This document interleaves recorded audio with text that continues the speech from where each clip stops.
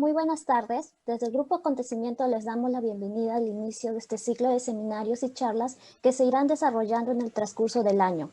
Como apertura a este ciclo queremos dar la bienvenida al doctor Carlos Vidal Tenes y asimismo agradecerle el haber aceptado la invitación del grupo para el desarrollo de este seminario, que tendrá como duración 2 sesiones. También agradecemos al CEDIC, el Centro de Estudiantes de Literatura de la Universidad Nacional Mayor de San Marcos, y al doctor Miguel Rivas Plata por la difusión del seminario desde sus respectivos espacios. Y por supuesto a todos ustedes por acompañarnos en este espacio que rompe los límites fronterizos, enmondándonos en la pasión por los procedimientos de verdad que señala Badiou, arte, política, ciencia y amor. Hoy podremos indagar en la conducción de verdad del arte.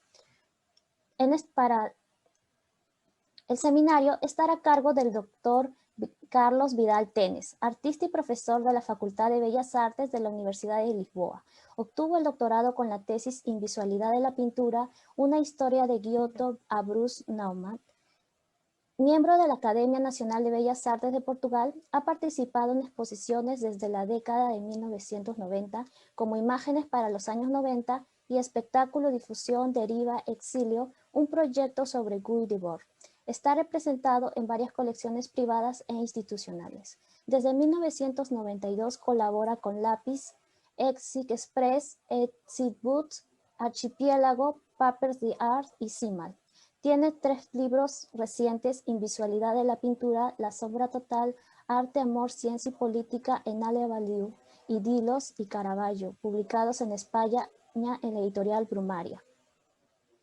Para este primer encuentro, la dinámica será la siguiente. En primer lugar, tendremos la exposición del doctor Carlos Vidal. Luego se realizará una ronda de preguntas de los asistentes en la plataforma Zoom. Les pedimos para esta dinámica levantar la mano para que se les pueda habilitar el micrófono y se tomará 2 preguntas del público asistente de las transmisiones en vivo.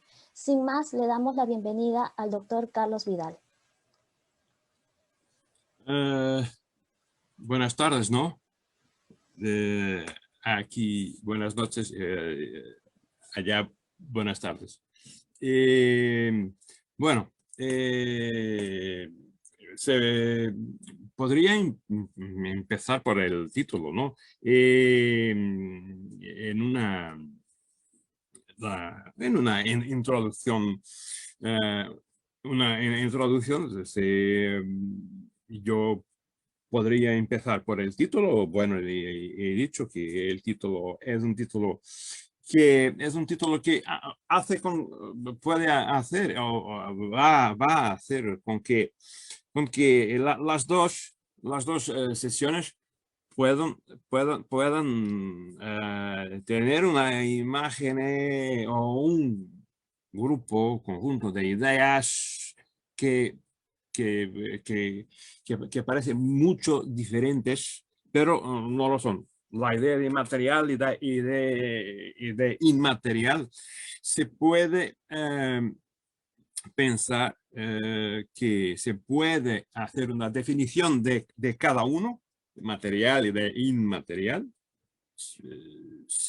Bueno, si hay los dos conceptos en el título, eso significa que yo voy a empezar por una definición de cada uno.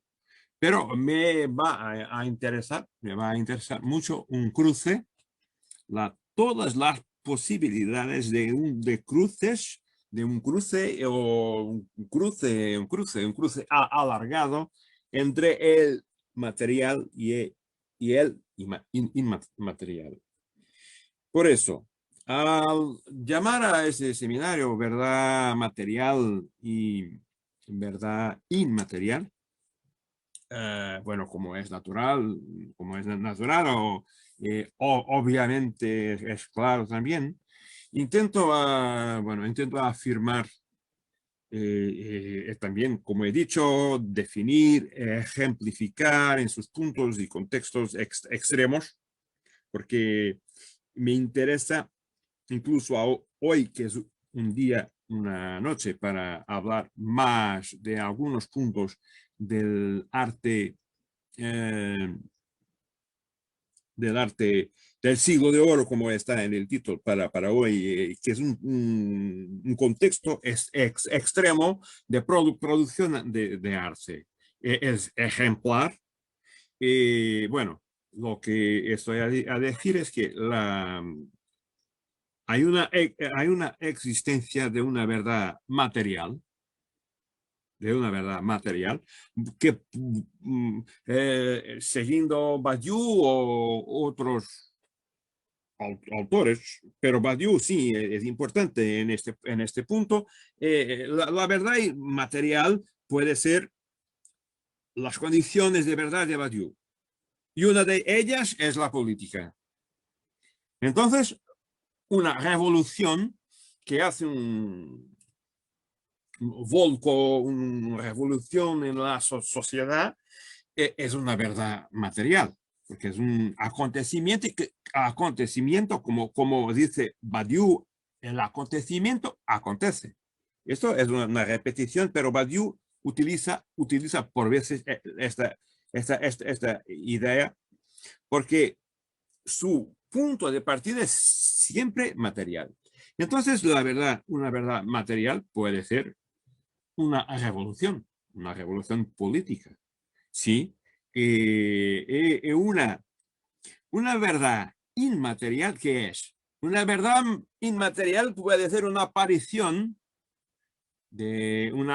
como la aparición a Santa Teresa, que nos interesa aquí para el siglo de oro, que es una de las personajes más importantes, ¿no? Entonces tenemos una verdad que existe, verdades materiales y verdades inmateriales. Entonces una verdad material puede ser la revolución política, y la verdad inmaterial puede ser una aparición. Entonces hay una verdad material y una verdad inmaterial. Hay una y hay otra.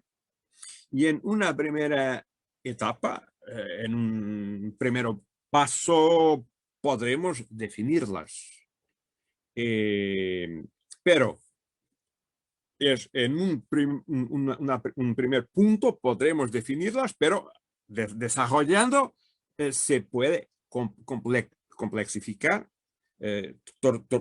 cambiar las cosas un poco más complejas. Enseguida al primer punto, ¿no? En este primer punto, la definición de cada uno de estos campos, el material y el inmaterial, en este punto las cosas también son complejas. Bueno, porque existe un límite estricto. Mejor, no existe. Lo que me interesa es esto. No existe un límite estricto o rígido, muy fuerte, entre una verdad material y una verdad inmaterial. Porque hay una inmaterialidad en la verdad material. Hay una inmaterialidad en la verdad material y hay una materialidad en la verdad inmaterial.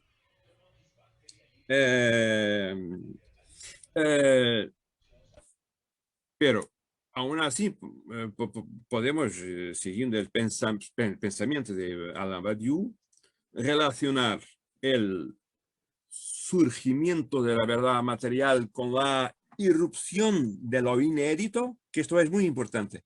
El acontecimiento, la verdad y la verdad material es una irrupción de lo inédito, que también con Badiou se puede llamar la pasión del real, ¿no?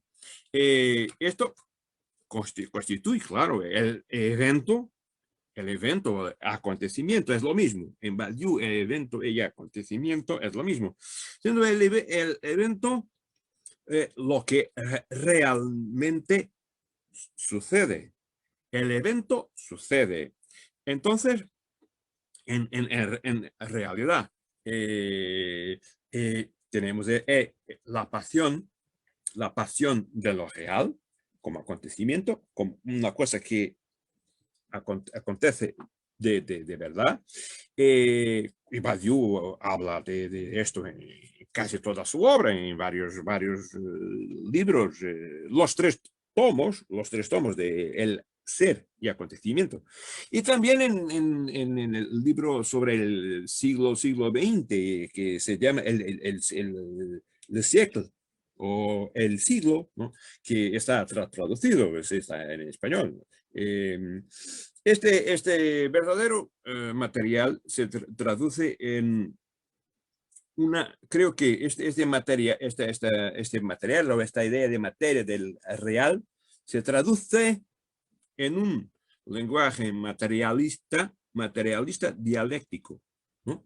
Badiou, en el segundo tomo del El ser y acontecimiento, dice que nos lo dice que el materialista, el punto de la idea materialista dialéctica, es la oposición al materialismo democrático, ¿no?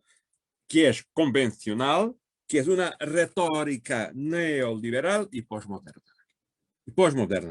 Por eso es que el real es materialista dialéctico. Y lo que se opone, no estoy a decir que es inmaterial. El posmoderno no es inmaterial. El inmaterial es otra cosa. Pero estoy a definir la verdad material, y esta verdad material que tiene una relación con la pasión de lo real, como dice Badiou, y con el materialismo dialéctico, se opone al postmodernismo. Entonces, tenemos este estallido, esta irrupción de una verdad inédita que tiene sus condiciones, como sabemos y como ha sido dicho, en los campos del arte, amor, ciencia y la política. Bueno, este ser dialéctico tiene una base que es filosófica. Esta verdad material tiene una base filosófica y no teológica. Aunque, y este punto es interesante, aunque Badiou en su estudio sobre San Pablo, que es de 97, en su estudio sobre San Pablo, llama a la resurrección de Cristo un evento. Esto es casi parece una contradicción o un problema teórico en Badiou. La resurrección de Cristo, que es la teoría central de Pablo, es un evento en Badiou, porque Badiou ha tenido la necesidad de hablar de Pablo y de la resurrección para enseñar, hacer la definición de lo que es un evento. Que la resurrección es un evento que se manifiesta de acuerdo con el evento, ¿no? Que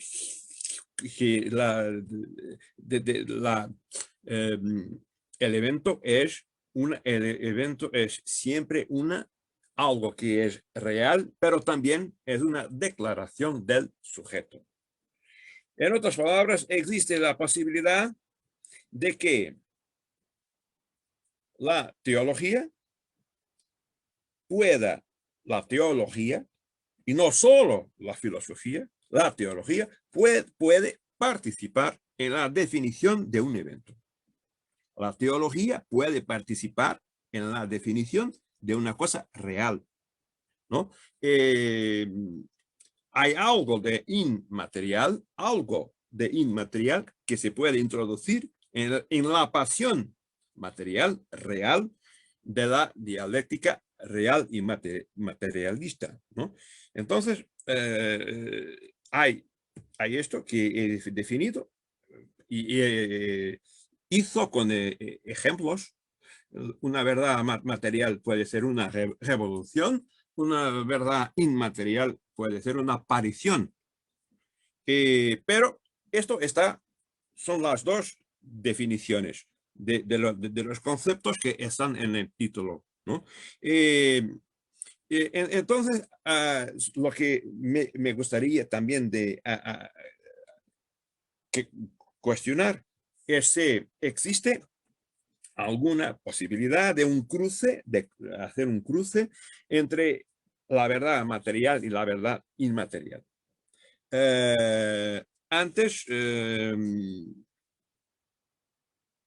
como hemos hablado de la verdad material de Badiou, que ha tenido la necesidad de utilizar la teología, que es una sorpresa, ¿no?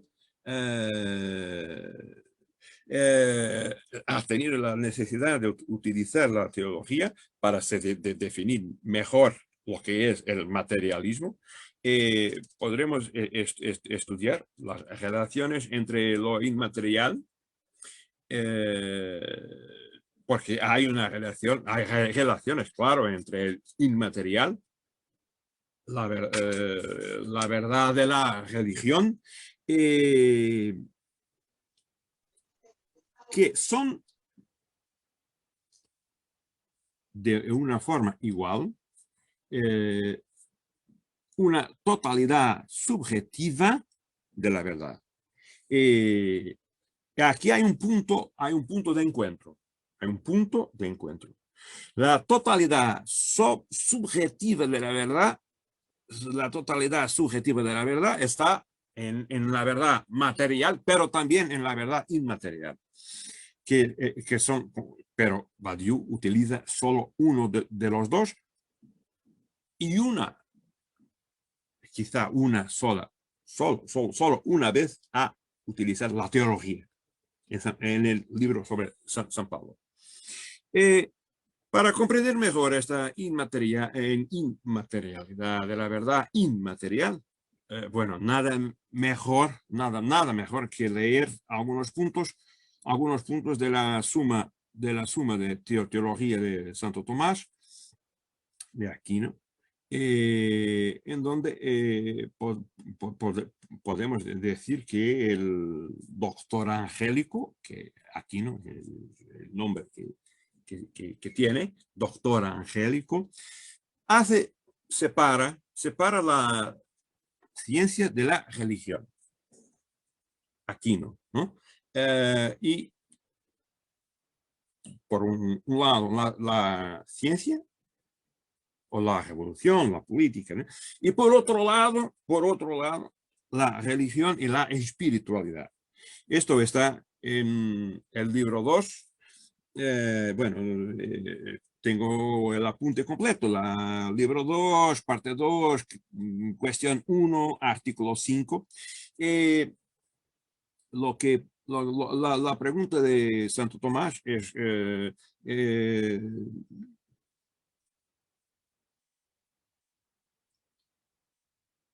¿puede ser el objeto de la fe un objeto de conocimiento? Puede ser una pregunta posible.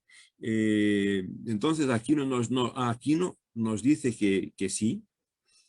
En el inicio de esta parte de su libro nos dice que sí, que lo que es objeto de ciencia puede ser objeto de fe, pero desarrollando su razonamiento, aquí no concluye que no es posible que un sujeto crea de creer, de la fe, crea y vea la misma cosa. Luego, también es imposible que una realidad sea conocida y creída por un mismo sujeto. Lo que nos dice Santo Tomás, por supuesto, es que la verdad no se puede alcanzar, la verdad no se puede alcanzar por la fe y la creencia en la ciencia al mismo tiempo. Tenemos que tener o la fe o la ciencia. Entonces, podremos tener una conclusión. Que la ciencia es una cosa para el mundo y la fe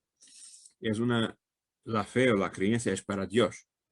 La ciencia está para el mundo como la creencia está para Dios, para el mundo de Dios.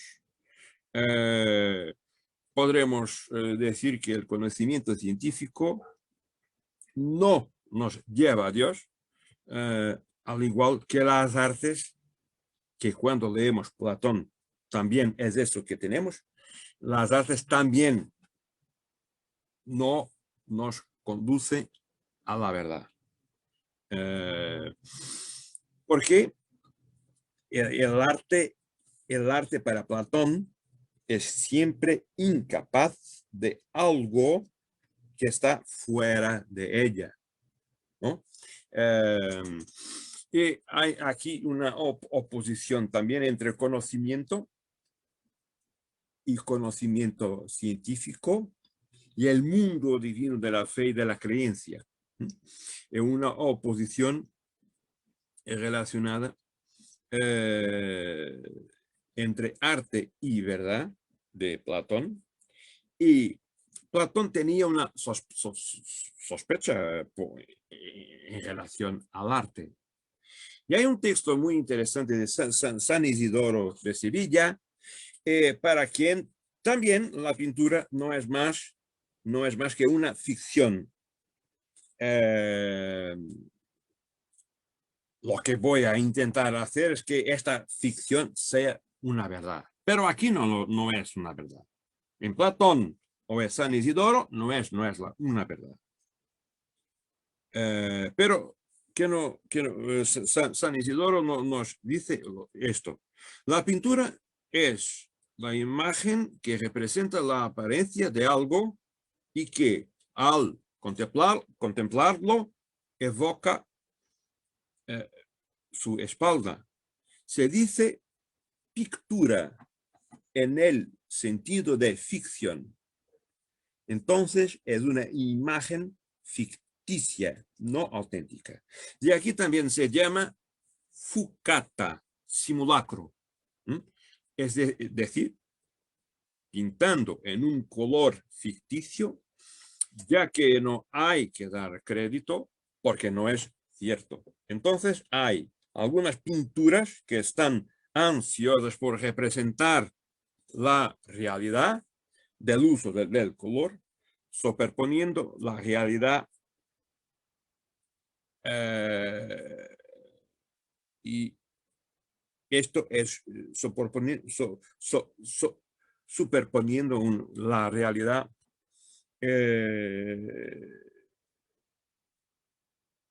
o mezclando la realidad con la color y la seducción de la color, lo que lleva siempre a la mentira, ¿no?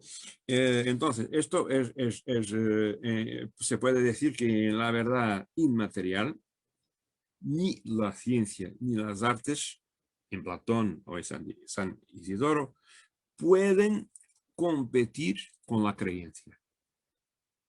Ni la ciencia ni las artes pueden competir con la ciencia. Y la ciencia, la creencia y la fe en el acceso a lo divino. Que es la verdad para muchos. Y esto, lo que me interesa aquí es también lo siguiente. Es que tenemos entonces una verdad de la religión y hay en esta verdad que es inmaterial, hay algo de material. Tenemos el Cristo histórico, la persona Cristo. Entonces, hay un autor, el abad Teodoro de Studium, que habla y que nos dice que Dios ha venido a nosotros como hombre. Entonces, si ha venido a nosotros como hombre, entonces puede ser representado. Yo creo que esta es la base, el punto más importante, uno de los puntos más importantes del siglo de oro español, que hizo, ha encontrado una gran solución para esto, para este problema. Y hace que algunos autores, algunos artistas del siglo de oro español han encontrado la verdad en las artes o han encontrado la verdad en el inmaterial. Porque se puede pensar que al siglo de oro no interesa el naturalismo, el realismo, la mimesis, y interesa la verdad. Esto es un punto que no es un punto muy no se habla mucho. Se habla del siglo de oro y de su relación con el naturalismo. No se habla mucho del siglo de oro y su relación con la verdad. Yo pienso que es más eficaz hablar de la relación entre el siglo de oro y la verdad inmaterial. El naturalismo de algunos autores como Francisco Pacheco, el autor el teórico quizá más importante de este periodo, que ha nacido en Sevilla. Hay un otro autor nacido en Italia, Carduccio, pero viene de una tradición de escritos sobre el arte, Carduccio, pero Pacheco no. Pacheco es un autor de Sevilla, de España, y hace un trabajo en su tratado, hace un trabajo enciclopédico y hace una relación con el naturalismo. Lo que es importante es que se haga un cambio y se ponga en el lugar del naturalismo la verdad.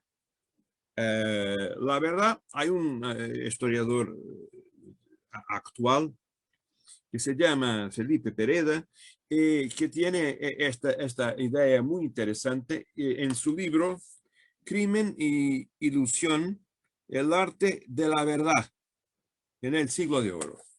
¿Qué nos dice Felipe Pereda? Voy a hacer una cita. De Felipe Pereda nos dice esto. Distinguir el arte del discurso de la religión es una antigua tarea que se ha impuesto de manera tradicional en la historia del arte. Una influyente teoría reciente ha defendido incluso que en su divorcio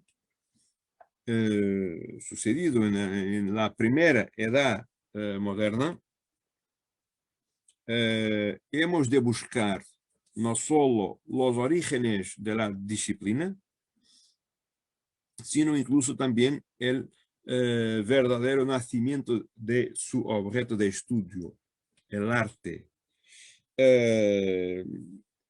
Entonces, también nos dice Felipe Pereda, he escrito este libro, y esto es lo más importante, he escrito este libro, Crimen e Ilusión, con el propósito contrario, con la intención de comprender no en qué se distinguían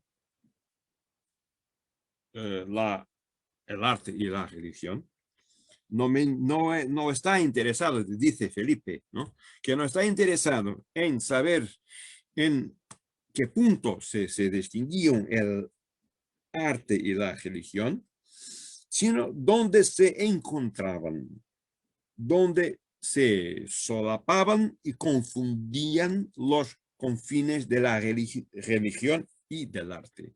Mi intención no ha sido la de deshacer el camino andado y volver a hechizar el arte del siglo de oro,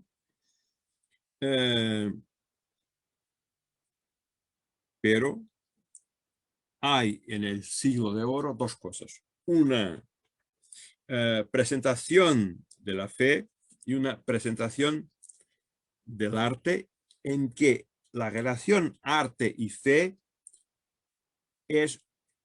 tiene como conclusión una posibilidad de verdad y no una posibilidad solo de representación, de estética, del naturalismo, ¿no?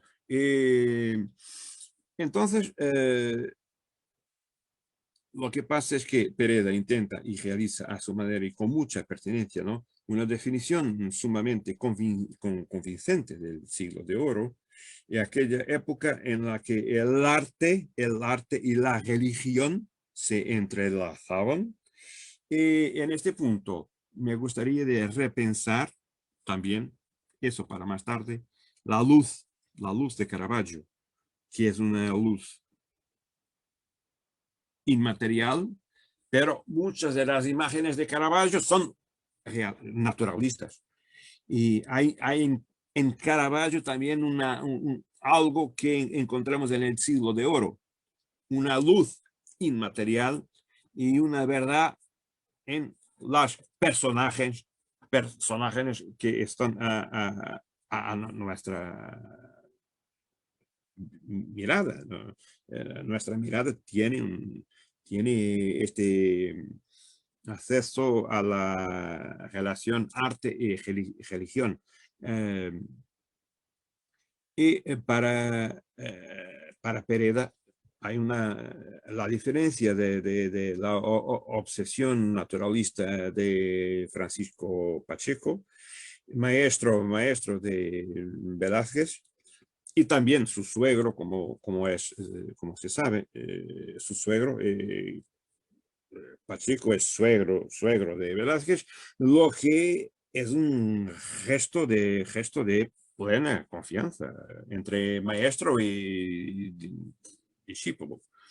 El siglo de oro no es un oficio naturalista, pero para Pacheco es naturalista. Pero el siglo de oro no es solo un oficio naturalista, es algo que está también al servicio de la fe, y no trabaja solo en la imitación, como decía Platón, sino en la búsqueda esencial de la verdad. ¿Y cuál es la verdad del siglo de oro? Para contestar, se puede describir que una historia que Pereda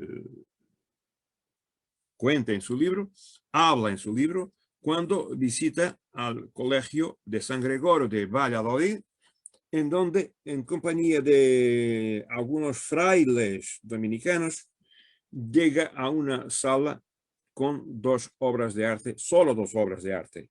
Un yacente de Gregorio Fernández, es un nombre muy importante aquí. Hay un yacente de Gregorio Fernández, que el yacente, Cristo yacente, es un tema recurrente en Fernández, y una Verónica de Zurbarán.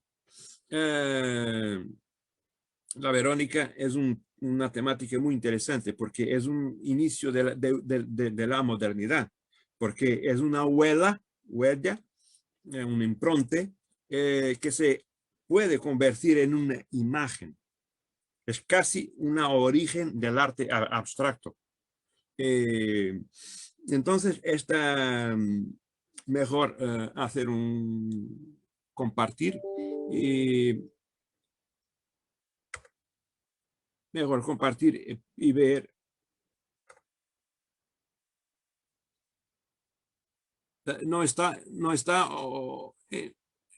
no puedo compartir, ¿no?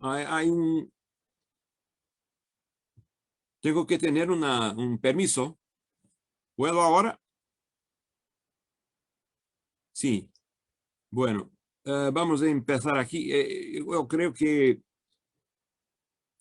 se está a mirar, ¿no? La imagen.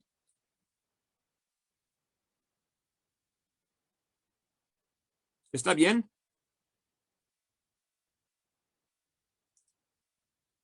¿Se está a ver la obra de Pacheco?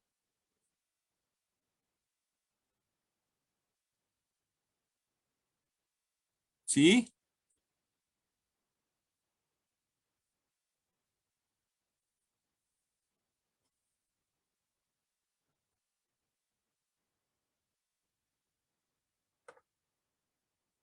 Sí, ¿se ha mirado la obra de Pacheco, de Francisco Pacheco?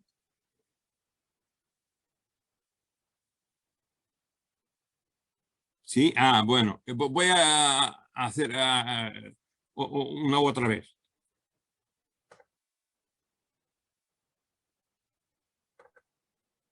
Está bien, ¿no?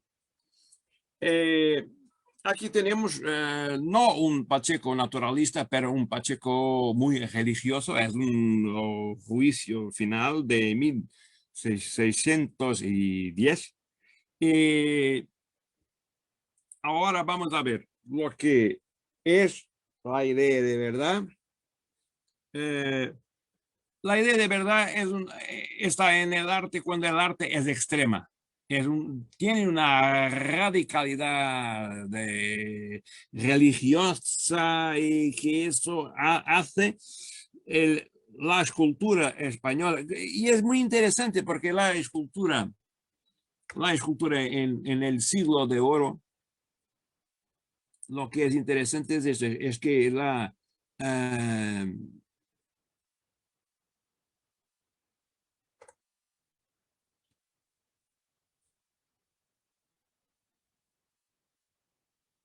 escultura en el siglo de oro es una de las artes menos hablada y hay algunos nombres como Gregorio Fernández o Martínez Montañez, son dos autores muy importantes. Entonces tenemos aquí la Sexta Angustia de Gregorio Fernández y vamos a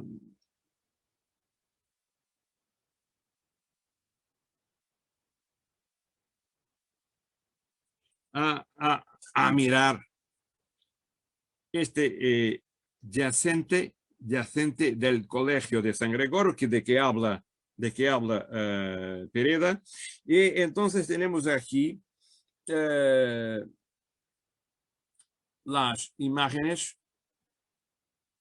dos imágenes muy importantes de Gregorio Fernández. Perdón, yo podría poner la Verónica de Zurbarán, solo en un momento.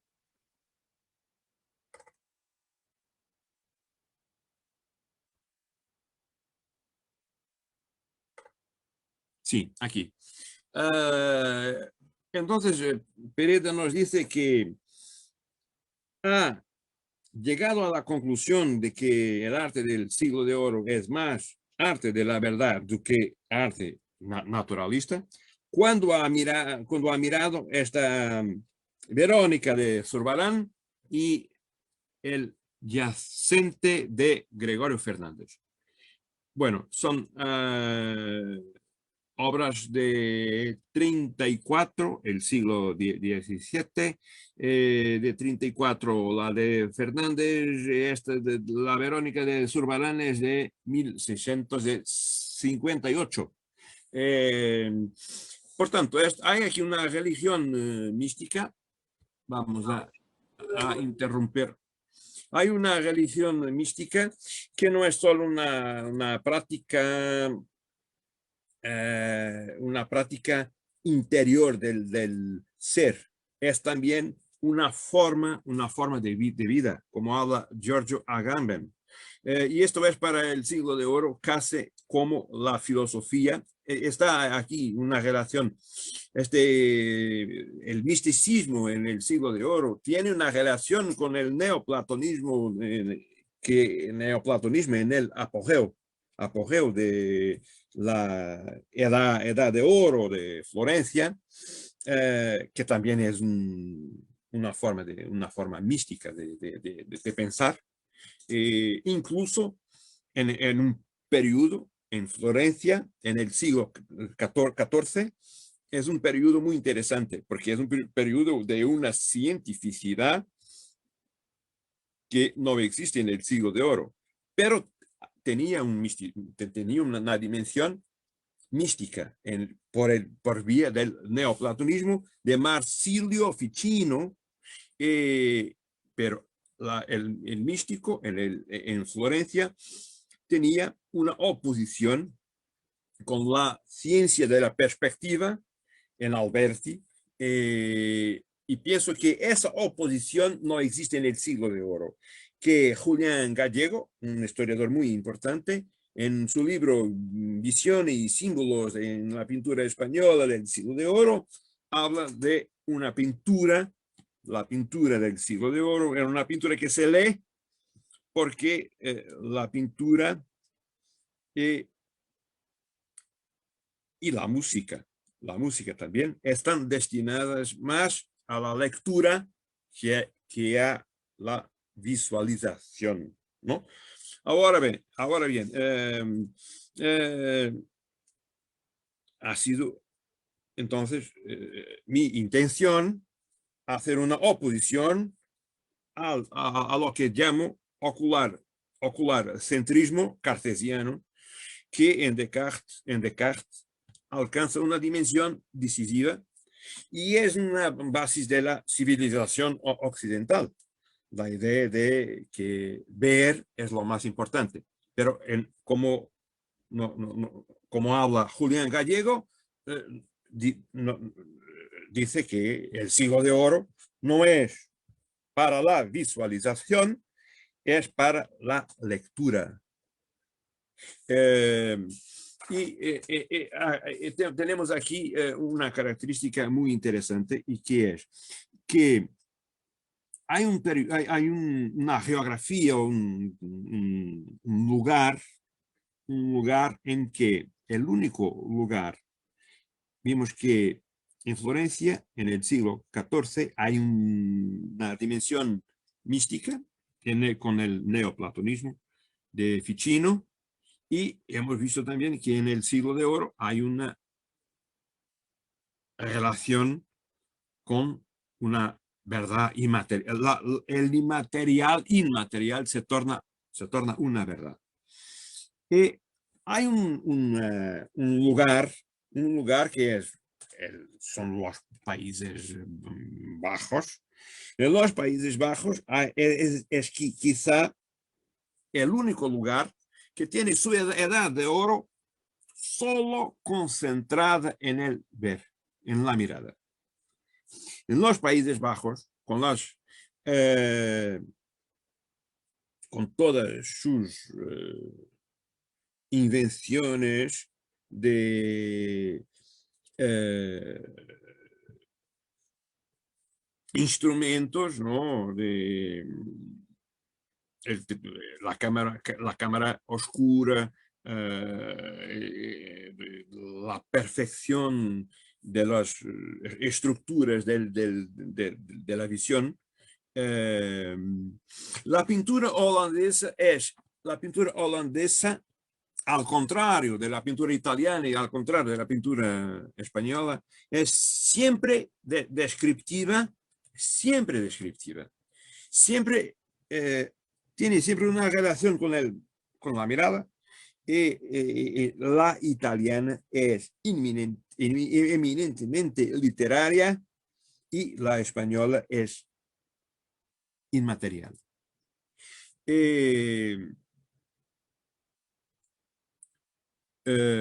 Incluso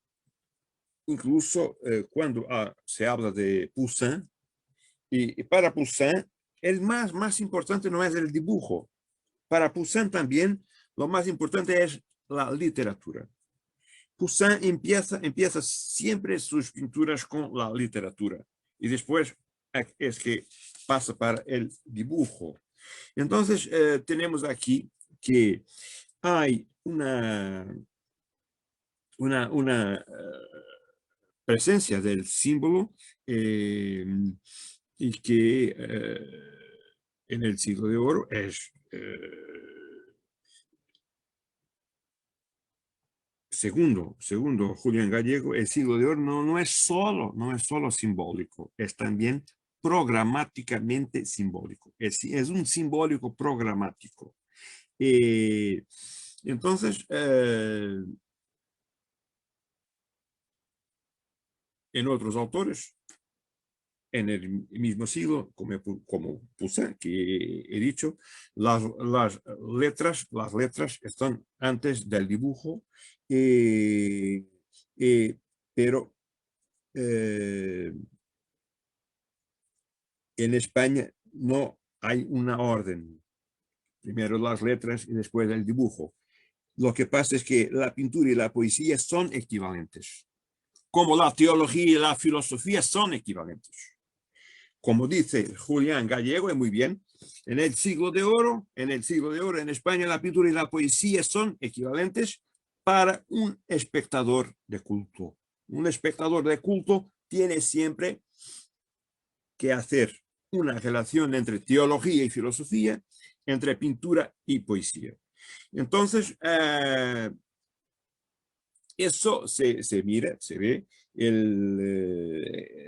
la gran idea de Horacio, el poeta romano, que habla de la pintura como la poesía,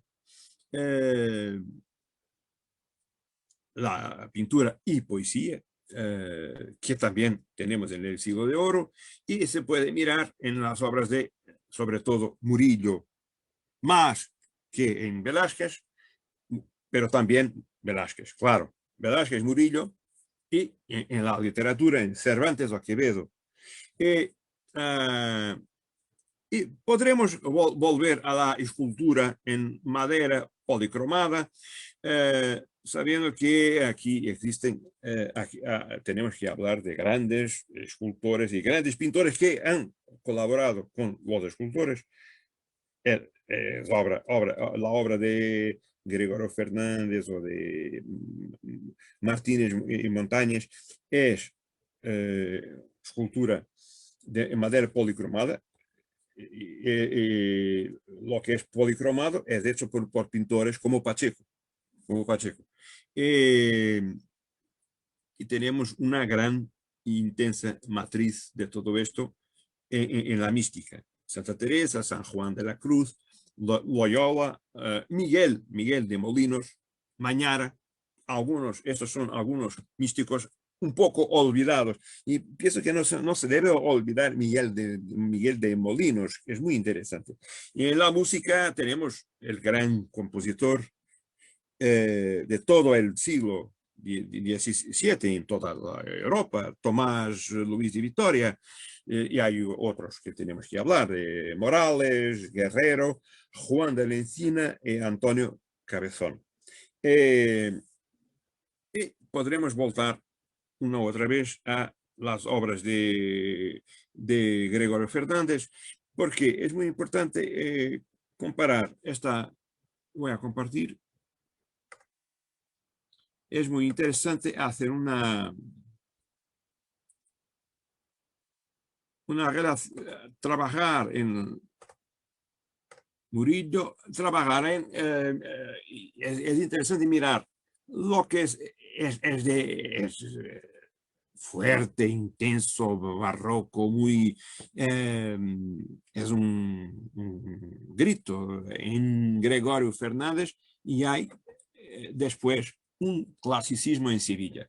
Entonces tenemos una casi oposición entre la obra del vallisoletano de Valladolid, Gregorio Fernández y aquí tenemos Martínez Montañez. Hay una oposición, casi oposición, entre Valladolid, en la Escuela de Escultura de Valladolid y la Escuela de Sevilla. Y lo que pasa es que tenemos que percibir por qué aquí el arte es la verdad. El arte es la verdad porque podremos mirar una cosa que es muy importante. Es que este tenebrismo, tenebrismo de Gregorio Fernández es hecho con una realidad casi total. Esto es un cuerpo de verdad, no es un cuerpo de representación, es un cuerpo de verdad. Y entonces lo que tenemos aquí es incluso para que la verdad sea mayor y más fuerte, tenemos incluso, por Gregorio Fernández, tenemos incluso una arte de nuevos materiales, como agua, hueso, resina y muchos otros experimentos realizados por este escultor, que es Gregorio Fernández, que expone de preferencia una escultura procesional, tenebrista en sus crucificados y vírgenes y retablos de conjuntos escultóricos, narrativos, pero es muy interesante esta idea de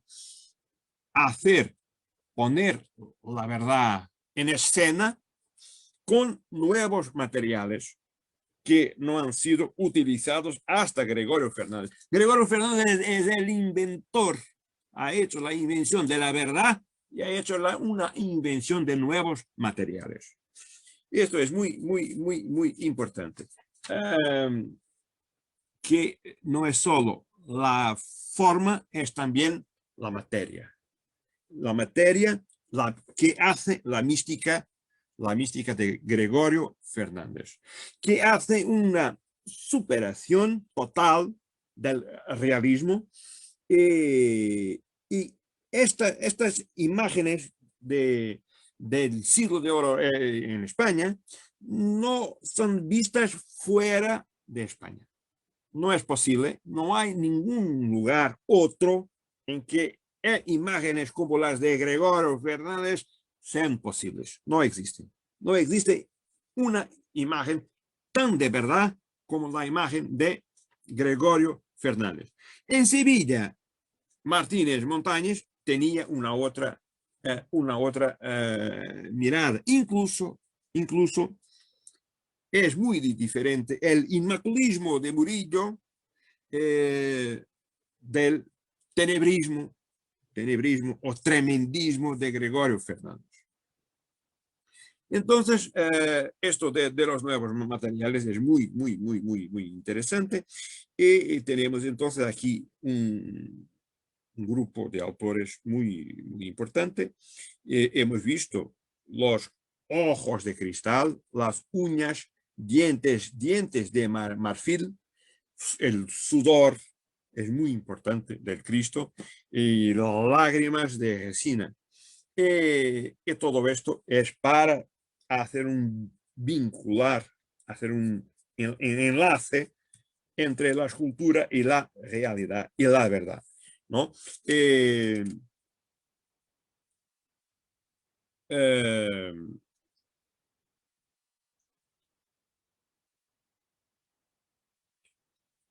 Hay siempre posibilidades, claro, como he dicho, de hacer relaciones entre la escuela de Gregorio Fernández de Valladolid con la escuela de Martínez Montañez o de Murillo, pero hay un autor que en algunos puntos, un pintor que en algunos puntos también en Sevilla trabaja esta dimensión de la verdad, que es Juan de Valdés Leal, que va a tener una gran exposición en Sevilla al final de este año, que se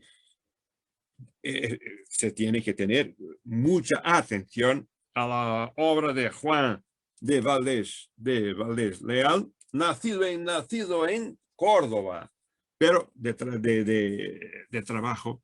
Es curioso que el historiador Ceán Bermúdez, en su importante biografía de Juan de Valdés Leal, habla de una origen asturiana, pero Valdés Leal ha sido hijo de un portugués. Pero lo que es interesante es que se puede comparar la obra de Valdés Leal con la de Gregorio Fernández, porque el epíteto de Valdés Leal ha sido el pintor de los muertos. Es como se llamaba Valdés Leal. Hay dos obras que ha hecho para el 1671-72 para el Hospital de la Caridad de Sevilla, y ha hecho dos obras muy marcado por la doctrina mística de Mañara, que es un hombre muy, ¿cómo decir?, extraño. Hay biografías, hay estudios, pero creo que no se sabe muy bien quién ha sido de verdad Mañara, que ha tenido una influencia en Murillo, en Valdés Leal, todo eso, y podremos hacer una oposición entre Murillo y Valdés Leal en Sevilla y hacer una relación, no entre Murillo y Gregorio Fernández, pero sí entre Valdés Leal y Gregorio Fernández, que también Valdés Leal es un hombre de la verdad inmaterial. Y las dos obras son hechas para el Hospital de la Caridad en Sevilla. En latín se dice inicto oculi, es una de las obras, que quiere decir abrir y cerrar los ojos de inmediato. Y hay una otra obra, una otra pintura, que se llama Finis Gloria Mundi. Ahora, fin de la gloria del mundo.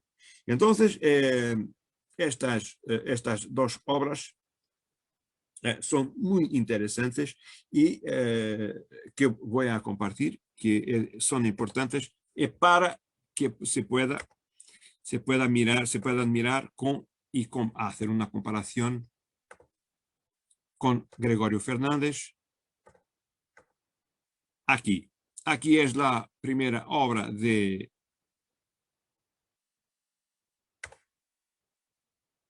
Juan de Valdés Leal, que se llama Abrir y cerrar los ojos, con in icto oculi, y la otra es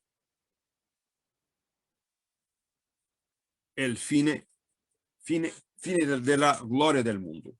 Entonces tenemos aquí que contemplar estos extremos del barroco en España, que solo tenemos, yo voy a repetir, que solo tenemos estas imágenes en España, sea de Gregorio Fernández o sean de Valdés Leal. Y esto es muy importante porque hay aquí una idea, que es una idea de poner la verdad en imagen. Esto no es, incluso hubo un obispo que ha dicho a Valdés Leal que su obra tiene olor de muerte. Y esto es muy importante porque para tener la idea de lo que es la verdad. La verdad es a un punto en que esta obra incluso tiene un olor. Tiene olor. La obra tiene que tener una realidad y tiene este olor de muerte, ¿no? Creo que esto se entiende lo que yo he pretendido. Mi intención es de llegar a este punto en que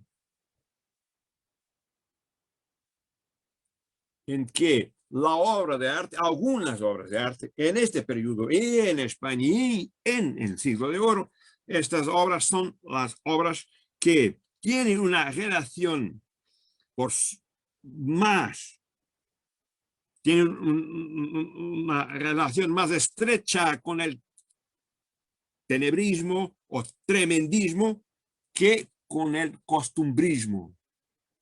Y este tenebrismo, es en este tenebrismo que está entonces la idea y la realidad inmaterial y la verdad, que no son obras de una representación.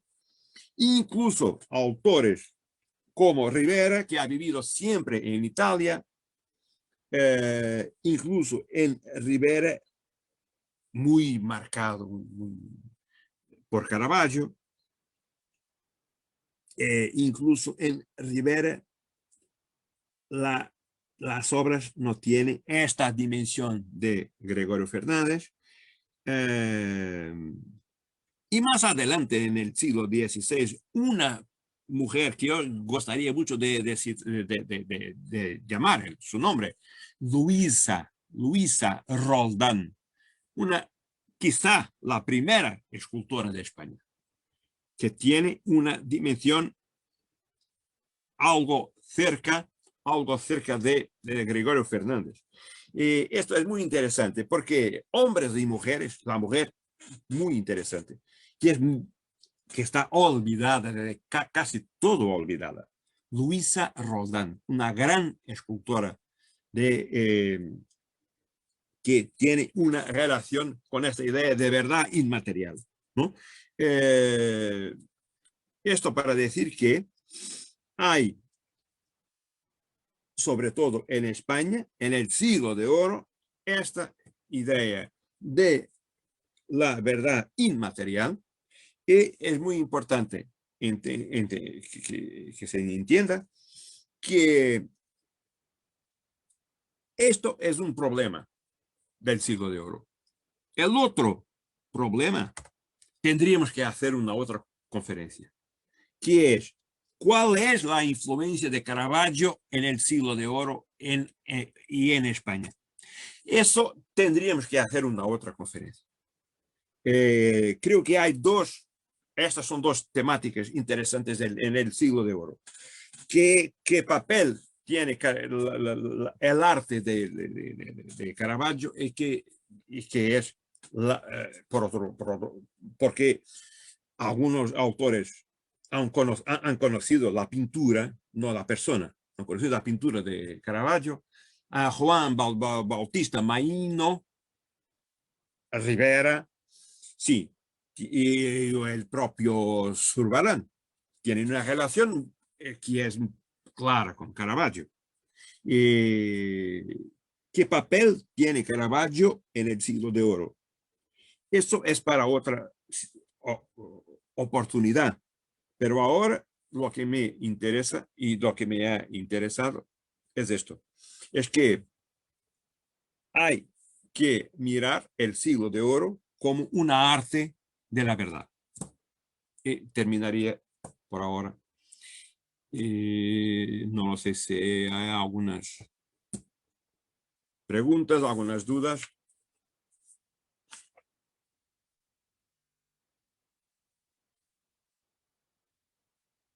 ¿Sí?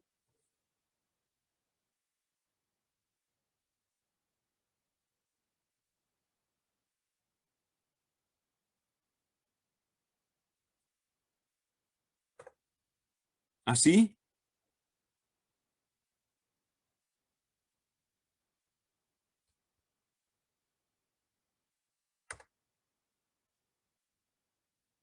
¿Está?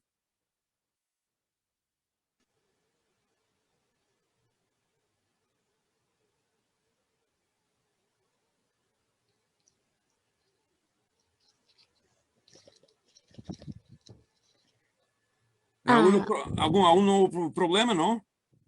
sí, sí, hubo un pequeño Que problema. está resuelto ahora, ¿no?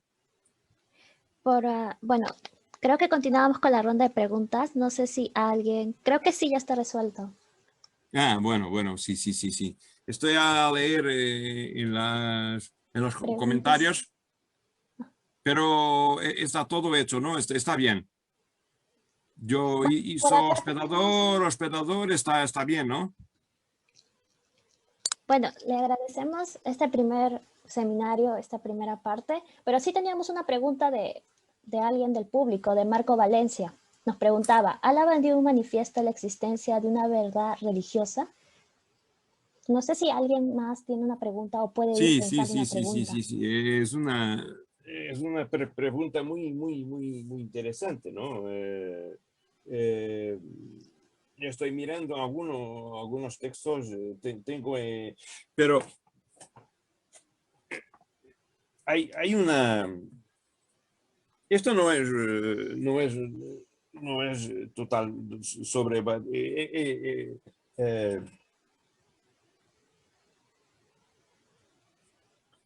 este es un libro sobre el trascendental, el inmaterial en Slavoj Žižek, pero es un autor que puede tener una relación no muy estrecha, no creo que sea muy estrecha con Badiou. Ahora, la respuesta creo que está en el libro sobre San Pablo. Y en el punto que he dicho que la resurrección, San Pablo tiene la idea de que el sujeto cristiano, eh, hace una declaración como el sujeto de la revolución, ¿no? Es lo mismo, en Badiou es lo mismo. Badiou dice que antes del facto de que habla Pablo, que es la resurrección, antes el sujeto está en silencio, no existe. Solo existe el sujeto religioso, solo existe cuando declara que es verdad la resurrección. Por eso el sujeto religioso no está antes, no es anterior a la resurrección, como el sujeto político no es anterior a la revolución. Hay aquí una relación que puedo decir que es casi igual y que se puede hacer, que se puede comparar la resurrección con la revolución. Y el lugar del sujeto es lo mismo. Es para Pablo y para Badiou, cuando habla de Pablo, o cuando escribe sobre Pablo, para Badiou, el sujeto está en un punto anterior a la resurrección y cuando acontece la resurrección, el sujeto tiene que hablar, creer sin conocimiento. Incluso Pablo tiene desprecio por el conocimiento, como Badiou, ¿no? Y lo que me parece es que hay una dimensión teológica en el pensamiento de Badiou y que pasa mucho por esto, por una relación casi directa entre la resurrección y la revolución. Y el sujeto está en un punto que, si es un sujeto de la con creencia, dice que la, la resurrección ha sido un acontecimiento. Y si no es un sujeto de creencia, dice que solo la revolución es un acontecimiento. Entonces, hay una relación que se tiene que hacer cuando se lee. No sé si Badiou ha visto esta posibilidad. Yo creo que es una posibilidad muy clara. Esta relación entre la resurrección y la revolución. Porque el lugar del sujeto es lo mismo. Ya, muchas gracias. Tenemos otra pregunta del público. Una segunda pregunta es, según las explicaciones, ¿una representación es material o inmaterial cuando está en un cuadro? ¿Y cuándo representa él? ¿Hay una diferencia? Quiero decir, escultura, teatro, cine, etc. Nos pregunta Marcelo Kogenberg.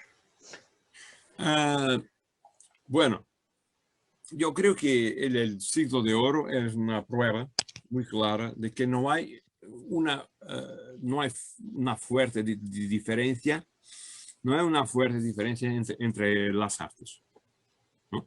Creo que si oímos la música de Tomás, Luis de Victoria, de Juan de la Encina, Morales, Guerrero, cuando miramos la obra de Murillo, cuando leemos Santa Teresa, lo que es importante en el siglo de oro es que para que un autor como Felipe Pereda nos venga a decir que el siglo de oro es el arte de la verdad, yo creo que Felipe Pereda solo puede decir que el siglo de oro es un arte de la verdad cuando las artes están unidas todas, ¿no? Es que no existe de un lado la pintura, de otro lado la literatura, la poesía. Tenemos que entender juntos Gregorio Fernández, Cervantes, Quevedo, Pacheco, porque no fue Pacheco quien dice que lo que interesa en la pintura es el naturalismo. Quien dice fue la historia después, ¿no? Pacheco lo que hace en su tratado de la pintura es una cosa muy compleja. Habla de la pintura, de lo bello, de la forma, de todo eso, ¿no?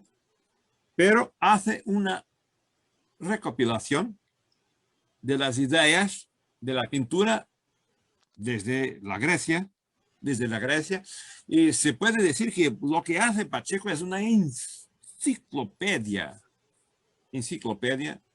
del arte, de la pintura y de las artes, porque Pacheco tenía relaciones con todos los artistas de todos los dominios, de disciplinas. Entonces, incluso en Pacheco, a quien se dice que es un hombre solo naturalista, incluso en Pacheco, no, eso es posible que no sea verdad. Pacheco no es un naturalista. Otros han hecho Pacheco un naturalista. Creo que el siglo de oro no es naturalista.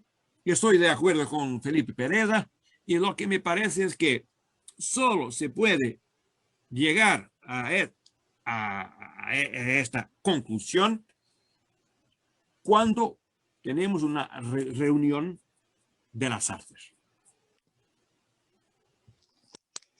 Carlos Vidal, disculpa, pero parece que me comentan mis compañeros que usted es el operador y no sé si podría cambiar a grupo acontecimiento porque hay algunos que quieren hacer preguntas, pero está desactivado el micrófono y los videos. No, Sí, de mi parte no, ¿no? No, si podría cambiar. Usted es el hospedador y usted tiene el control, entonces no sé si podría cambiarlo a que sea grupo acontecimiento. Aquí, Sí, sí, ahí en el Facebook. No, no, no, en el Zoom, disculpe. sí, en mi Zoom, Ajá, ajá, en su Zoom. Hay una opción, me comentó. pero lo que yo he dicho ha sido oído, ¿no? Sí, sí, ha sido oído por todos. Pensé que le encontraría el mejor lugar. Ajá, ajá. Y tu cuarto estaba disponible. Yo, No sé si lo podría cambiar o ya lo hizo.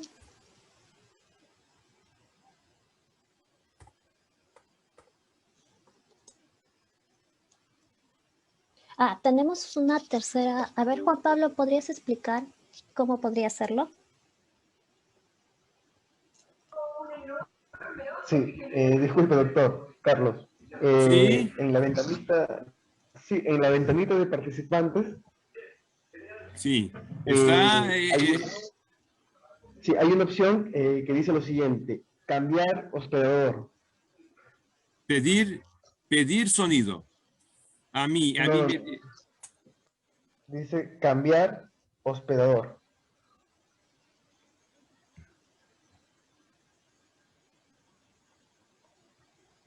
En la ventanita de los participantes. pero hago en todos, ¿no? ¿No? Eh, no, no, solo en mi ventana, en grupo acontecimiento, por favor. Hacer hospedador. Los otros pueden hablar, ¿no?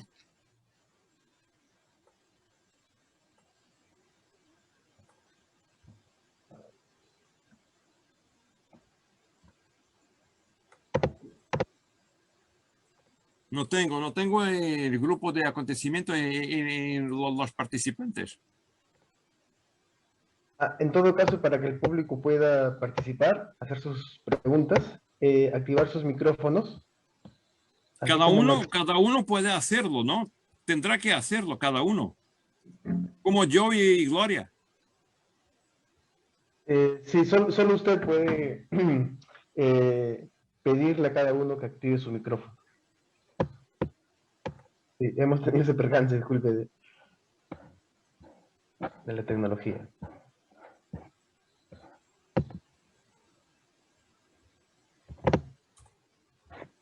Ya, listo. ¿Está terminado? Sí, ya está ya. Ya está para que él tenga el control. Bueno, le voy Sí. trasladando una Ah, tercera pregunta que nos ha llegado. Dice, así como la política puede ser una verdad en términos acontecimentales, en el Ujú. caso del arte, cuando cuando el arte representa una verdad acontecimental.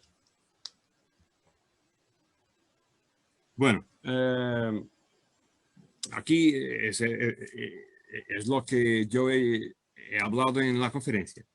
Creo que cuando hubo siempre una sospecha por el arte desde Platón. Desde Platón que siempre hubo una sospecha en relación al arte.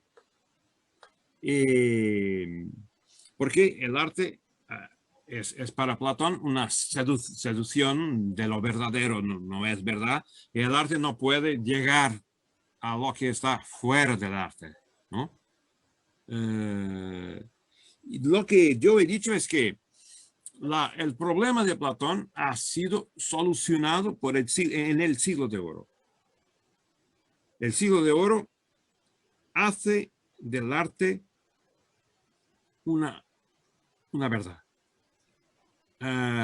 Como he dicho también, sobre la escultura de Gregorio Fernández, incluso ha hecho una invención de nuevos materiales y con esos nuevos materiales, no solo madera, ha hecho una invención de esos materiales para que la imagen sea tan verdadera como sea un Cristo de verdad que está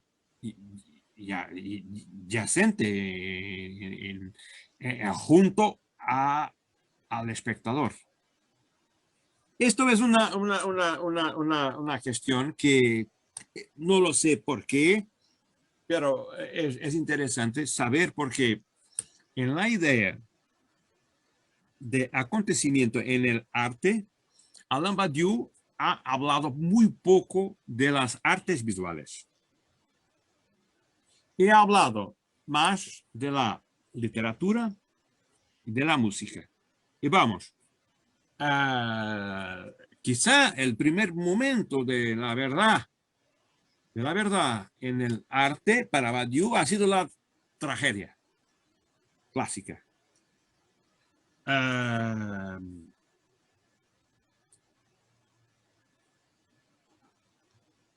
En la música,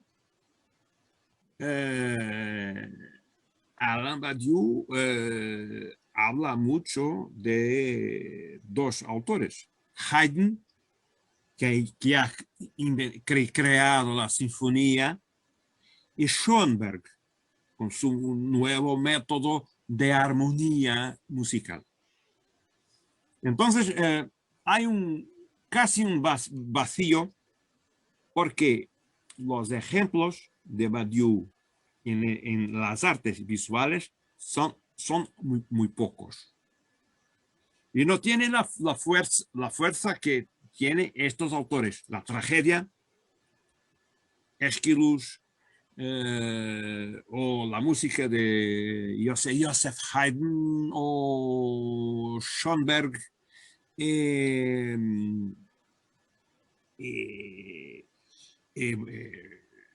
Bueno, hay que trabajar con las ideas de Badiou, en las artes visuales. Y eso yo he intentado hacerlo. Para remate te pongo un negocio para ti, para que ahí estudies, sigas estudiando y trabajes ahí. Le pide Mijael Ramos. Por favor, ¿podría silenciar su micrófono?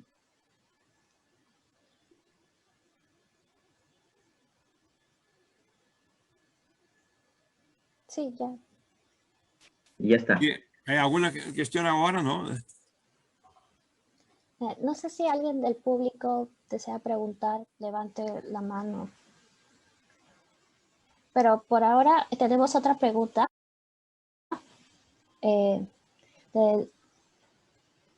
Dice, si el siglo de oro plantea una verdad, ¿por qué no se podría decir lo mismo con el barroco, tomando en cuenta que también puede afirmarse que es un arte tenebrista? Sí. Yo he dicho que en el siglo XVII, que es el siglo del barroco, el siglo más importante del barroco, hay esa posibilidad en el conjunto. El siglo de oro es siempre un conjunto. Como el arte de Florencia, de Florencia en el siglo XIV y XV, es un conjunto. En Florencia se ha inventado todo. La mística neoplatónica, la perspectiva científica, el realismo en la pintura, desde Giotto hasta Leonardo, y en el siglo de oro también es un conjunto, ¿no? Que es un conjunto que tiene el siglo XVII como lo más importante. En el barroco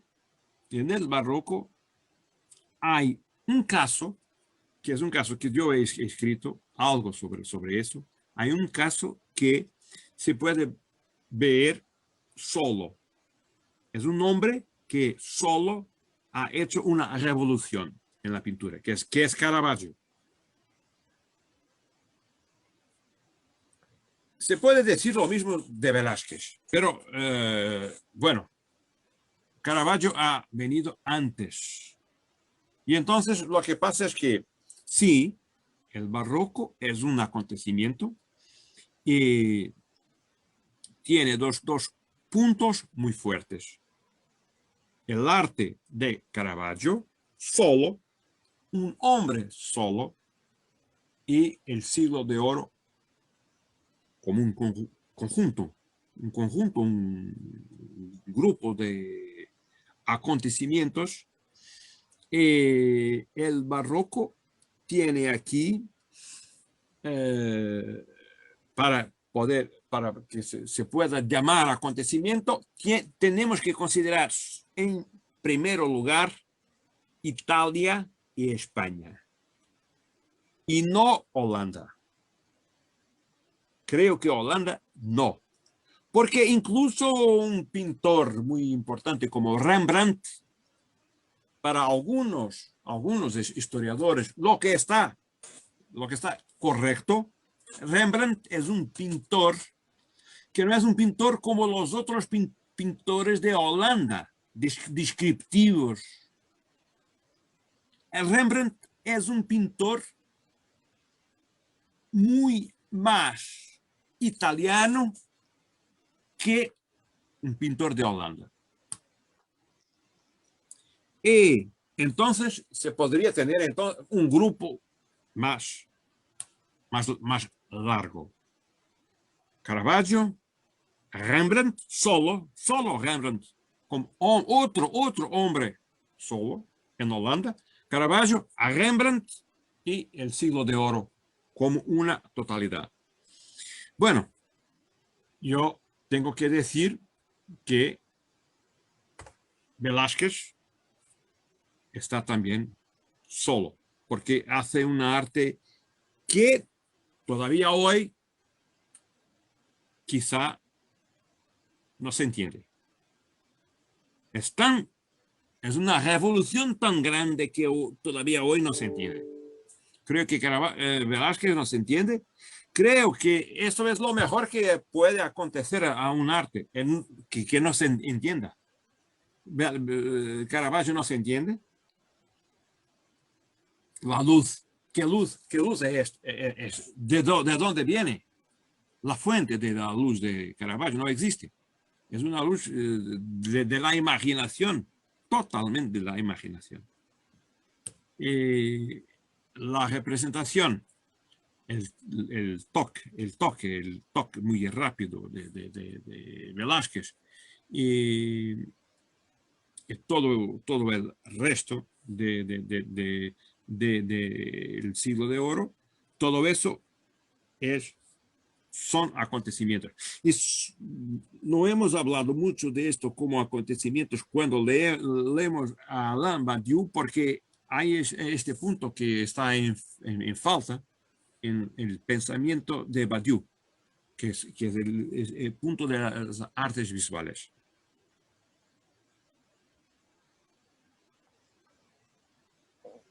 Bueno, desde el Facebook nos llegan dos preguntas. La primera es, ¿se puede encontrar también esta importancia por la verdad en el teatro de la época de oro? Y la otra es, ¿para usted lo material y lo inmaterial tiene congruencia?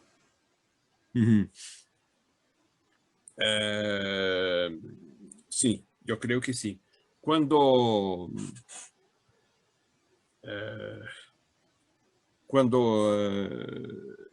ha sido escrito la obra La vida es sueño, que es la obra teatral más importante, una de las obras teatrales más importantes del siglo de oro. Tenemos esta historia de un personaje que no sabe en dónde está la realidad. Y también hay obras de Lope de Vega donde tenemos esa confusión entre lo real y lo que no es real, ¿no?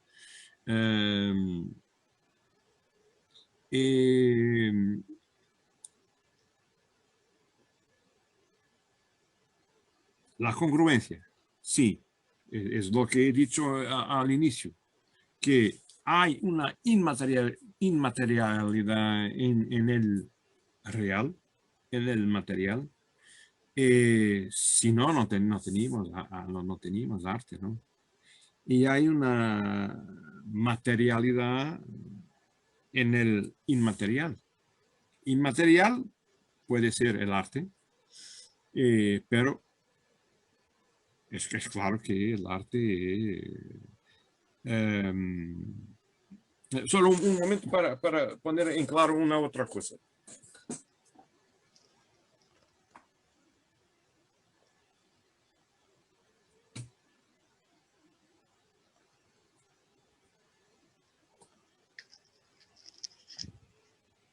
Bueno, le recordamos al público que puede levantar la mano para hacer sus preguntas directamente y se les habilitará el micrófono.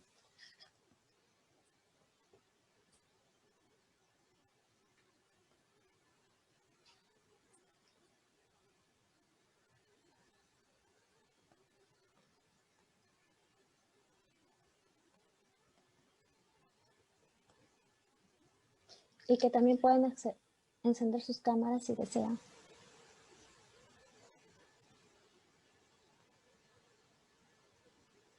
O escribir en el chat.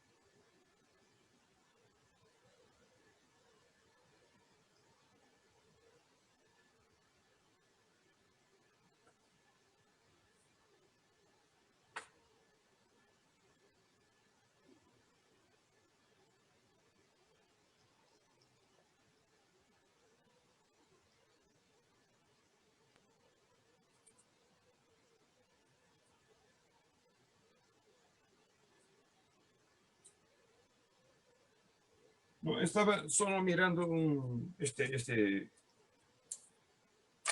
texto que me parece muy importante de Ángel Atterido, que es este título, El final del siglo de oro, de Ángel Atterido, y que habla del teatro final en 1680, y que tenemos esta situación que es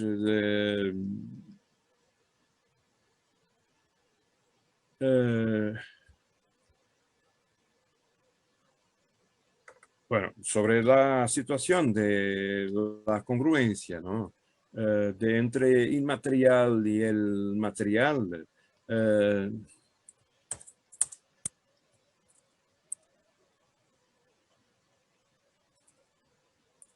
Yo creo que,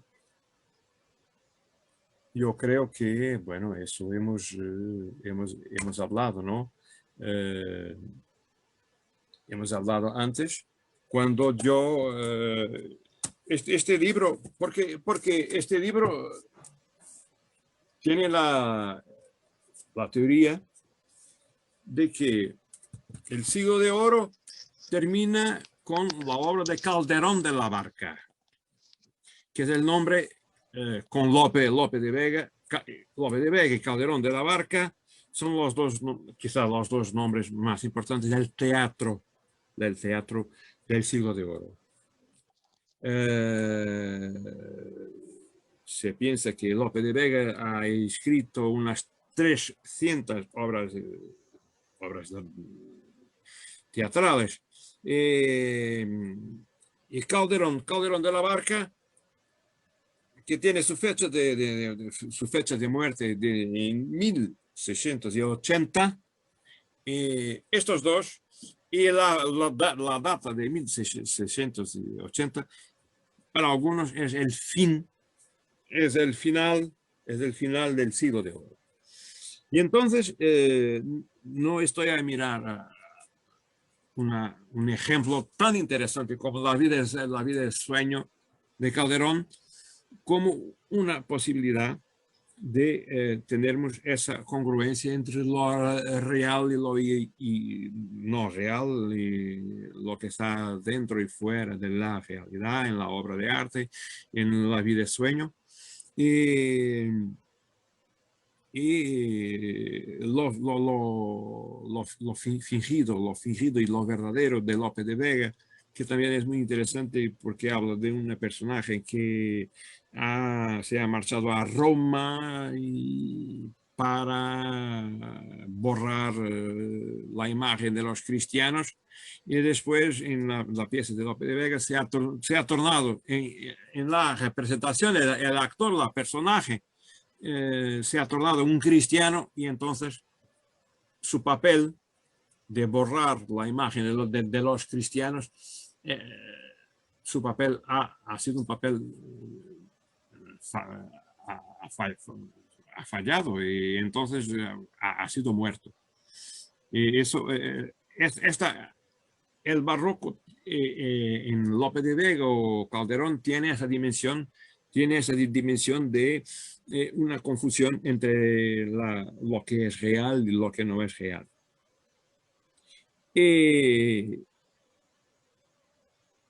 El cruce del inmaterial con el material, eso he hablado en el inicio de la conferencia, cuando he dicho que hay inmaterialidad en las cosas materiales, ¿no? Que más que decir lo que es la verdad material y lo que es la verdad inmaterial, lo que me interesa es el cruce de las dos cosas. Incluso en la escultura de Gregorio Fernández, lo que pasa es eso. Es una escultura que tiene una voluntad de llegar a Cristo, pero de una manera muy física, con los nuevos materiales que él ha creado para sus obras. Que hasta a Gregorio Fernández se trabajaba en madera. Y Gregorio Fernández ha necesitado de otras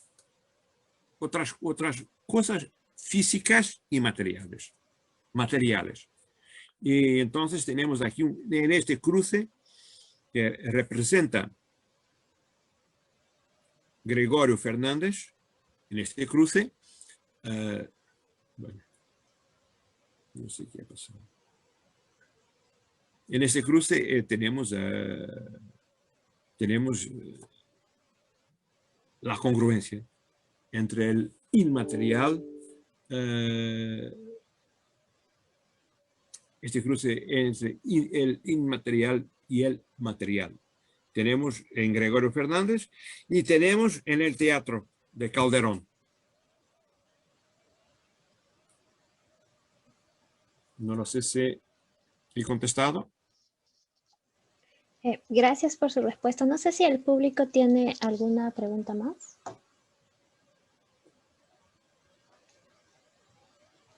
¿Alguien? Bueno, aquí me llega una pregunta de Sara. Dice, en Caravaggio observamos un trabajo de la luz y sombras que se contrasta con representaciones que nos acercan a lo real. ¿De qué modo lo inmaterial abre su paso a lo material en la obra de Caravaggio? ¿De qué modo? ¿De qué modo lo inmaterial abre su paso a lo material en la obra de Caravaggio? Sí, es por la luz. Por la luz. Incluso una de las grandes especialistas de Caravaggio, que se llama, bueno, es una mujer con una edad muy grande, ¿no? Muy adelantada. Tiene hoy 97 años, y que se llama Mina Gregory. Mina Gregory es la persona que más puede decir sobre eso y que más sabe de Caravaggio. Y lo que Mina Gregory nos dice es que lo más importante en Caravaggio no es la realidad de sus modelos, es la luz. Y la luz de Caravaggio no es una luz real. Y lo que pasa es que hay una luz que es una luz de imaginación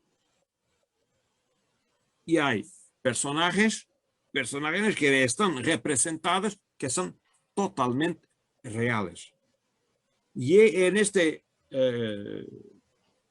cruce que se pasa y que puede entrar el inmaterial en el material en Caravaggio, siempre por la luz, siempre por la luz.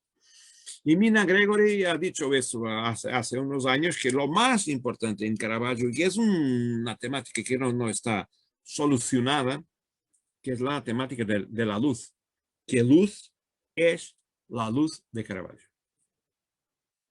Si eso no tiene solución, entonces lo que pasa es que,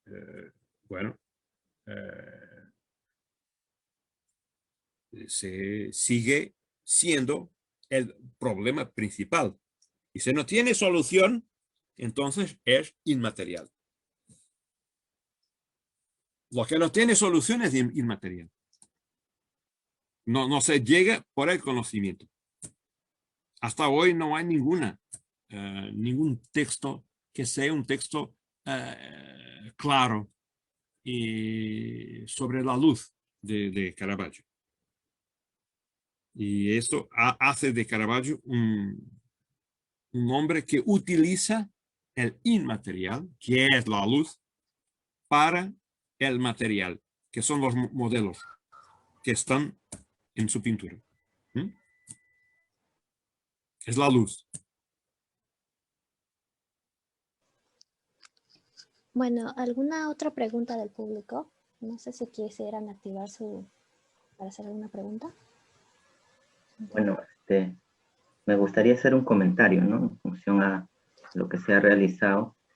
Me parece interesante esta idea que varios señalan sobre el acontecimiento en el arte, ¿no? Que inaugura su propio procedimiento de verdad. En este sentido, según la explicación que ha sido realizando en función a lo material y lo inmaterial que vendría a ser esta suerte de cruce en el siglo de oro, en especial con Murillo y Gregorio, esta suerte de cruce prepararía quizá el camino para lo que va a ser la estética en el Renacimiento, esta cuestión de y elemento que desestabiliza toda una estética barroca y medieval, o simplemente dentro del barroco estamos asistiendo a una suerte de permanencia de lo que ya conocíamos, pero con otros elementos un tanto contestatarios, y se puede decir más transgresores que subversivos, ¿no? Sí. ¿O hasta qué punto se podría articular un procedimiento de verdad en esta cuestión inmaterial? Yo aquí tengo una idea que es la siguiente, es que lo que pasa es que hay el periodo anterior del Renacimiento del siglo en Florencia, que he hablado en el siglo XV, que tiene también una dimensión de una política fuerte con una familia que ha dominado toda la ciudad. Es una familia de conquistas, los Médicis, y hay también una relación y una cosa que existe en simultáneo entre la realidad y el místico, con el neoplatonismo en Florencia. En el barroco tenemos el caso de Caravaggio, el caso del siglo de oro en España. Y lo que podremos mirar es que en el siglo siguiente, en el siglo XVIII, el siglo del iluminismo, todo esto se ha terminado. Creo que en el siglo XVIII del iluminismo, la relación entre arte y mística se ha terminado. Hay muchas razones, pero en el siglo de la enciclopedia de Diderot y de Voltaire, esa relación con el místico desapareció. Pero en la época de oro de Florencia, con Marsilio Ficino o Michelangelo, o la familia de los Médicis, tenemos una relación con la mística. Y en el siglo de oro, sobre todo, tenemos una relación con la mística. En el siglo siguiente, eso se termina. Y eso, bueno, eso es una cosa para estudiar, ¿no? Porque la mística ha terminado en el iluminismo. Yo creo que sí.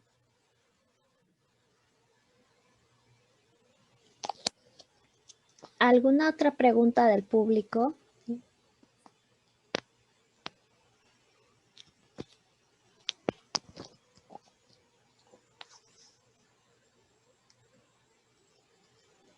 Bueno, creo que ya Pero no hay más preguntas. hemos terminado, ¿no? Sí. Bueno, muchas gracias por esta primera sesión que nos ha dictado. Ya nos veremos el próximo viernes en la siguiente sesión. Gracias al público asistente y les recordamos que este es uno de los primeros seminarios que vamos a estar haciendo, uno de los primeros eventos. Se va a avisar para otros eventos próximos que vamos a realizar en el transcurso del año. No sé si tendrías algún comentario, doctor Carlos Vidal, que quieras hacer. Bueno, es que lo que puedo decir es que incluso para mí ha sido muy interesante porque he puesto en claro algunas ideas que tenía y ha sido muy interesante que yo pueda tener la oportunidad de escribir y de hablar con vosotros para poner en claro algunas ideas que me parecen importantes y que me parece importante para mí tenerlas organizadas. Entonces ha sido importante para mí y pienso que para vosotros también. He elegido algunas ideas menos comunes, menos normales. Hay algunos historiadores del siglo de oro muy hablados y yo he elegido algunos poco conocidos hasta ahora. Pienso que Felipe Pereda va a ser muy importante en el futuro. Y además, ha sido para mí muy importante también colaborar con vosotros, que están a hacer un trabajo muy interesante con los internet, con los blogs, con las publicaciones y que vamos a esperar para breve la publicación de revistas de acontecimiento. Que tengo un placer muy grande en participar. Como he dicho hace unos días a nuestro amigo Fernández, esto es casi un milagro porque es una prueba de que por veces con pocas pocos instrumentos, poca cosa, se puede hacer mucho. Y tengo que felicitar vuestro trabajo y ha sido perfecto, porque para mí importante, porque pues